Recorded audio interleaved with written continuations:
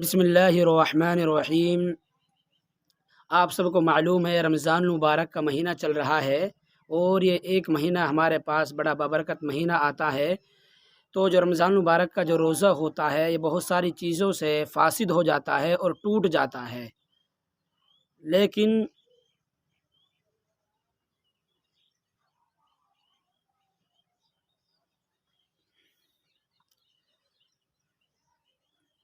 لیکن جو رمضان المبارک کا میں روزے رکھے جاتے ہیں یہ بہت ساری چیزوں سے ٹوٹتے ہیں۔ تو انہی میں سے ایک چیز جو زیر بحث رہتی ہے اور بہت سارے لوگ اس کو پوچھتے ہیں وہ ہے الٹی، یعنی قے کا آنا، منہ کے اندر سے قے کا آنا، الٹی کا ہونا، جس کو الٹی بھی بولتے ہیں، قے بھی بولتے ہیں۔ آپ کی زبان میں جو کچھ بولتے ہوں مجھے معلوم نہیں ہے۔ تو بہرحال جو الٹی آتی ہے، قے آتی ہے، تو اس سے کیا روزہ ٹوٹ جاتا ہے، فاسد ہو جاتا ہے؟ فاسد نہیں ہوتا۔ بہت سے لوگ کیا اس مسئلے کو پوچھتے ہیں۔ تو آج اس مسئلے کو انشاءاللہ اس طریقے سے سمجھیں گے کہ آپ کو کسی نے آج تک ایسا مسئلہ نہیں بتایا ہوگا، اتنے صاف الفاظ میں اور بالکل آسان الفاظ میں اور بالکل کیا ہے الگ الگ الفاظ میں بیان کیا جائے گا، بالکل الگ الگ ہے کہ کیسے یعنی الٹی سے روزہ فاسد ہوتا ہے یا نہیں ہوتا، اس کو بالکل صاف الفاظ میں بتایا جائے گا۔ دیکھو اس کی 5 قسمیں ہوتی ہیں، سمجھو آسان، کتنے 5 قسمیں ہوں گی۔ پہلی کہ جو گئے یعنی الٹی آئی ہے، خود بخود آئی ہے، یعنی ہم نے چاہا نہیں کہ کیا، خود بخود آئی ہے، کسی بیماری کی وجہ سے آئی ہے یا ہمارے قے آتی ہے، خود آئی ہے وہ قے یعنی الٹی ہوئی ہے اور منہ بھر کر نہیں ہے، تھوڑی ہے۔ پہلی صورت قے خود بخود آئی ہے، منہ بھر کر نہیں ہے، پہلی صورت ہے، پہلی قسم۔ تو اس میں روزہ نہیں ٹوٹے گا، فاسد نہیں ہوگا پہلی میں۔ دوسری جو صورت ہے، اس میں قے خود بخود آئی ہے اور منہ بھر کر بھی ہے، خود بخود آئی ہے اور منہ بھر کر بھی ہے، تو اس میں بھی روزہ نہیں ٹوٹے گا۔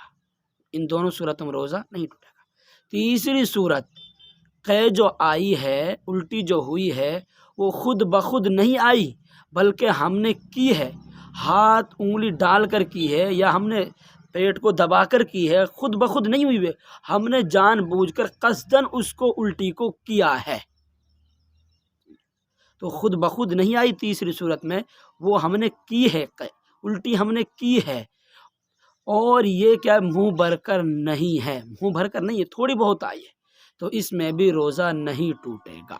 تو ان تینوں صورتوں میں روزہ نہیں ٹوٹے گا، روزہ فاسد نہیں ہوگا۔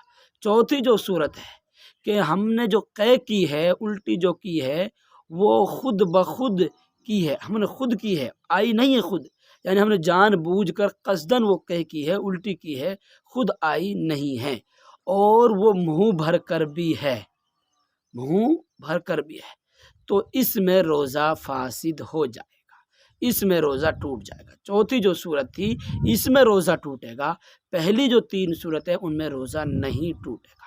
پانچویں جو صورت ہے وہ یہ ہے کہ قے یا چاہے خود آئی ہو یا قے ہم نے کی ہو، لیکن اس میں سے جو قے آئی ہے ہم نے اندر اس کو لے لیا، منہ میں اس کو ڈال لیا، یعنی پی لیا اس قے کو، وہ چنے کی مقدار اس سے زیادہ کو پی لیا اور جان بوجھ کر قصداً ہم نے اس کو پیا ہے، تو اس سے بھی روزہ فاسد ہو جائے گا۔